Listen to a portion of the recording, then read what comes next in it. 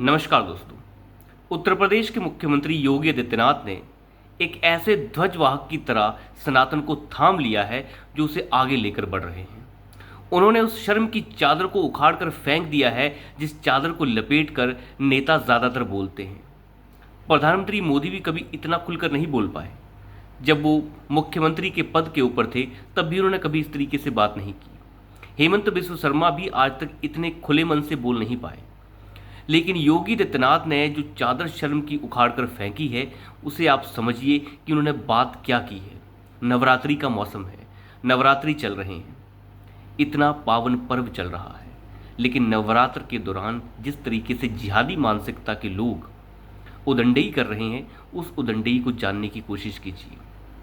उस उदंडई मानसिकता के लोगों को कैसे योगी आदित्यनाथ ने नग्न किया है वो देखने लायक है।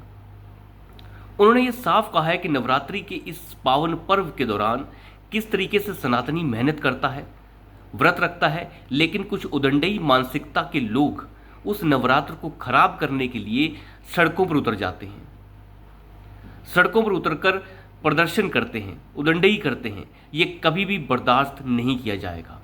अगर उन्होंने इस तरीके से प्रदर्शन करने की कोशिश की और नवरात्रों को खराब करने की कोशिश की तो उनकी आने वाली पीढ़ियां इसे याद रखेंगी, ऐसी दुर्दशा उनकी की जाएगी। उन्होंने साफ कहा कि इस देश में कुछ लोग मौजूद हैं जिनकी मानसिकता विकास से बिल्कुल नहीं जुड़ी। उन्हें विकास पसंद नहीं है, उनकी मानसिकता तालिबानी मानसिकता है।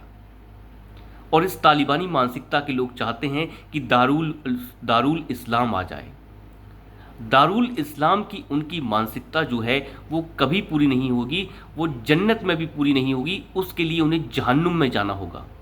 आप अंदाज़ा लगा के देखिए उनके शब्दों के चयन का कि उन्होंने पूरी मर्यादा को लांघ कर आर पार के मूड में आकर ये बातें कही हैं। उन्होंने साफ कहा कि जो भी जिहादी तत्व, जो भी उदंडई तत्व सड़कों पर प्रदर्शन करने की कोशिश करेगा उसके छाती पर चढ़कर बुलडोजर हम चलाएंगे। अब शब्दों के चयन पर जाइए।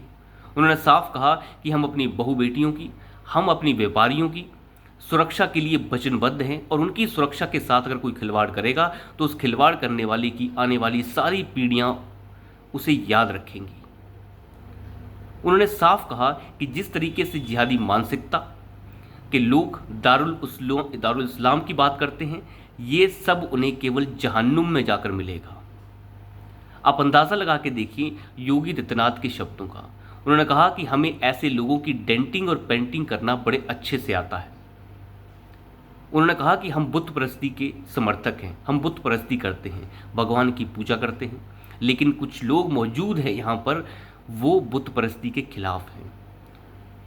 और वो बुत परस्ती के लोग आजकल जो खिलाफ की बात करते हैं, बुत परस्ती के खिलाफ बात करते हैं, वो आई लव मोहम्मद की मुहिम चला रहे हैं।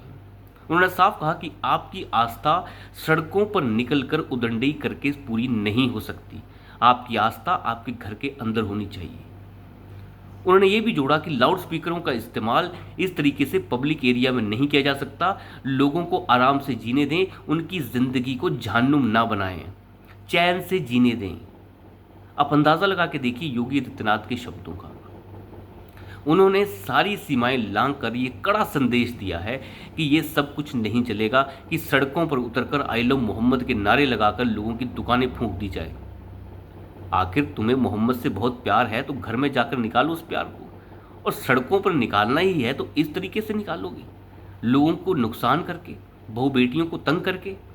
इस तरीके की जिहादी मानसिकता जिस तरीके से आपने रायबरेली में देखी, वो रायबरेली में जिस तरीके से लठ चला है और टांगें तोड़ी गई हैं, उन टांगें तोड़ी हुए लोग जो हैं वो फिलहाल अपने जख्म देख देख कर रो रहे हैं, चप्पलें तक भूल गए वहाँ पर, इस तरीके से भागे हैं। ये वही लोग हैं जो कहते हैं हम किसी से डरते नहीं फलाने के सिवाय, लेकिन वो फलाने के सिवाय डरना तो बहुत दूर की बात है, वो फिलहाल अपनी इज्जत बचाते फिर रहे हैं।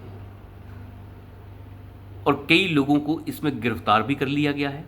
तौकीर रज़ा के खिलाफ एनएसए के तहत मामला दर्ज किया गया है, गिरफ्तार कर लिया गया है। ये यूं ही नहीं हो रहा। जिस तरीके से जिहादी मानसिकता के लोग नवरात्रों के समय हर वक्त इस तरीके की ड्रामे करते हैं, इन लोगों को सबक सिखाने की आवश्यकता है। ये हिंदुस्तान है, ये कोई पाकिस्तान नहीं है।